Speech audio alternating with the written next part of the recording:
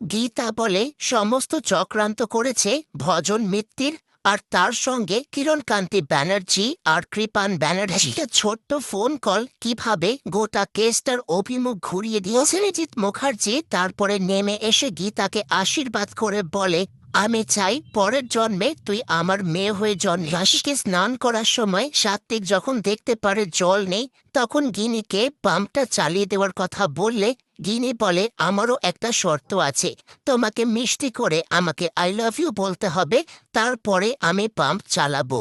সবকিছুর মাঝখানে সাত্বিক বাইরে বেরিয়ে আসে আর গিনির গায়ের ওপরে পড়ে যায়, কিন্তু তার বোনেরা তার মাথার ওপরে জল ঢেলে দিয়ে বলে, এরকম একটা রোমান্টিক সিচুয়েশনে যদি বৃষ্টি না হয় তাহলে কি করে? সঙ্গে সঙ্গে স্বস্তিক গিনিকে আবারও সেই কবি সেজে ফোন করলে সাত্বিক রাগ করে ফোনটা রেখে দিয়ে গিনিকে বলে যে ওরকম কবিতা আমিও লিখতে পারি। কি অগ্নিজিৎ মুখার্জি গীতাকে নিয়ে যখন বাড়ি ফিরছে, সেই সময় কৃপান কিছু ছেলেদেরকে নিয়ে এসে তাদের গাড়িটা আটকে ধরে।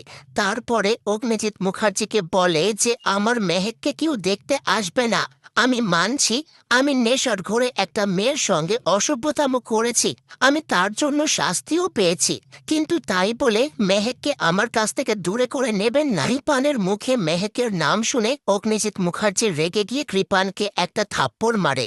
তারপরে গীতা এসে বলে, তোর মতো সাপের বাচ্চাকে ভদ্রলোকের বাড়িতে কেউ অ্যালাউ করবে না। যখন অগ্নিজিৎ মুখার্জিকে নিয়ে বেরিয়ে যাবে, তখনই কৃপান বন্দুক বার করে গীতার সামনে দাঁড়ালে গীতা বলে, সাহস থাকলে চালাগুলি। অগ্নিজিৎ মুখার্জি পুলিশকে ফোন করতে যাবে, তখনই গীতা বলে, ও শুধু বন্দুক দেখাতেই জানে বাবা, ও গুলি চালাবে না।